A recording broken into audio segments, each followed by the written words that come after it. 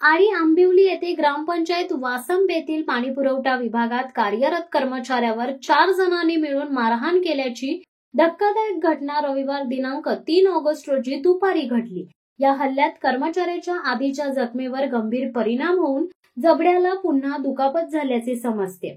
याबाबत सविस्तर वृत्त असे की गौतम नधू कांबळे वय वर्ष 36 राहणार आंबिवली हे दुपारी 2च्या सुमारास ग्रामपंचायत वासंबे येथे जात असताना आणि आंबिवली येथील संजय पाटील यांनी त्यांना अडवून शिवीगाळ केली।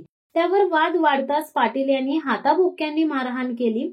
इतक्यावर न थांबता त्यांनी सुनील जाधव आणि आणखी 2 अनोळखी व्यक्तींना बोलावून घेतले। चौघांनी मिळून कांबळे यांना धक्काबुक्की करून जमिनीवर पाडले व लाथाबुक्क्यांनी बेदम मारहाण केली। या हल्ल्यात कांबळे यांच्या नाक व तोंडातून रक्तस्राव झालाय।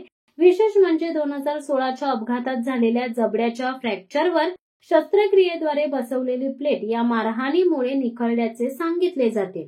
या प्रकरणी कांबळे यांनी संजय पाटील, सुनील जाधव अन्य 2 अनोळखी व्यक्तींविरुद्ध रसायनी पोलीस ठाण्यात तक्रार दाखल केली आहे। या घटनेचा पुढील तपास रसायनी पोलीस करीत आहे। संदर्भात ती व्यक्ती हॉस्पिटलमध्ये आहे आणि त्यानंतर त्यांना जे मारहाण केलेले ते आरोपी अजूनही मोकाट आहेत। तर आपण एक समाज बांधव म्हणून या ठिकाणी आज पोलिसांना भेटायला आलेले आहेत आणि नेमकी पोलिसांची काय भूमिका आहे आणि तुमची काय भूमिका आहे? सर, विषय असा आहे, साधारणतः 1 आठवड्यापूर्वी गौतम कांबळे यांना 8 ते 10 गावगुंडांनी मारहाण केली।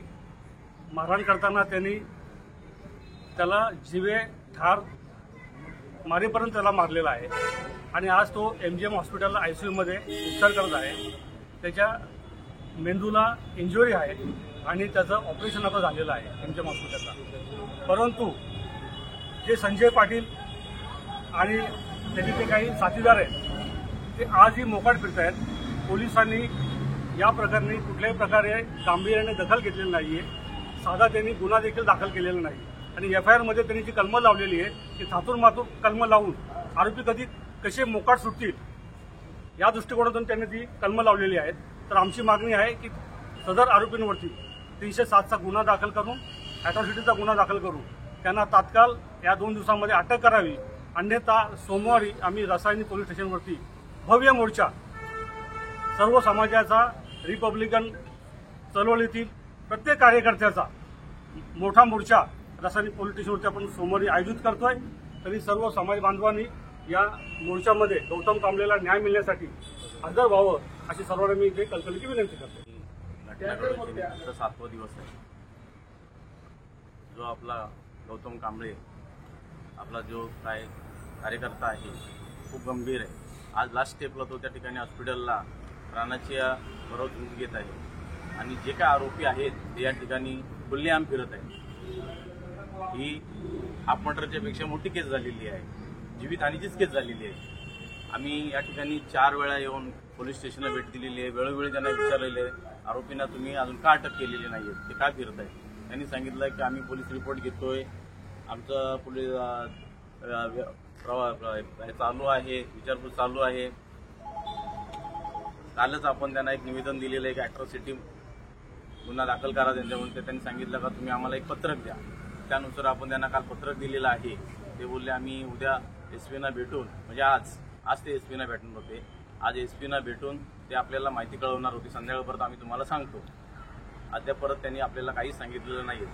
आता या ठिकाणी जे आपले कार्यकर्ते आले त्यांच्या घरच्या भावांनी, त्यांचे जे काय बंधू आहेत, पंकज सोनाळे, सुरज सोनाळे, प्रफुल्ल, त्यांच्या पत्नी यांनी आज या ठिकाणी RPIचे कार्यकर्ते, अध्यक्ष गंगावरजी साहेब यांना व त्यांच्या सहकार्याने या ठिकाणी बोलवलेलं आहे आणि आम्ही सर्व रासायनिक परिसरातील कार्यकर्ते या ठिकाणी उपस्थित आहोत। प्रशासनाबरोबर विचारपूस करत असताना या ठिकाणी प्रशासनाने आरेरावी केलेली आहे आणि जो काय मार्गदर्शन आम्हाला करायला पाहिजे होता त्याप्रमाणे त्यांनी या ठिकाणी आम्हाला सहानुभूतीपूर्वक मार्गदर्शन केलेलं नाही। तत्काळ आम्ही या ठिकाणी येऊन बाहेर आलेलो आहोत आणि या ठिकाणी आम्ही जर आरोपींना अटक केली नाही तर आम्ही सोमवारी जास्तीत जास्त मोठा मोर्चा या ठिकाणी आम्ही घेऊन येणार आहोत। हा त्या माणसं तिकडे गेलेले होते आलियामध्ये, ते लोकांनी माझ्या नवऱ्याला मारहाण केली, असं केलंय ना, म्हणजे एवढं ते कोमात निघली बाई। पण डॉक्टरही सांगितलंय कोमामध्ये पण जाऊ शकतात किंवा येते तो पैरला जाऊ शकतो असं सांगितलेलं आहे। तरी पण हे पोलीस आम्हाला न्याय देत नाही. म्हणून मी असे सांगते, कार्यकर्ते आमचे जातीवादी सगळे आलेले आहेत, आमचे माणसं मला सहकार्य करण्यासाठी. माझी लहान मुलं आहेत आणि मला आता आत्महत्या करण्याशिवाय काही कार्य नाही. शिवसत्ता टाइम्ससाठी आनंद पवार, रसायनी.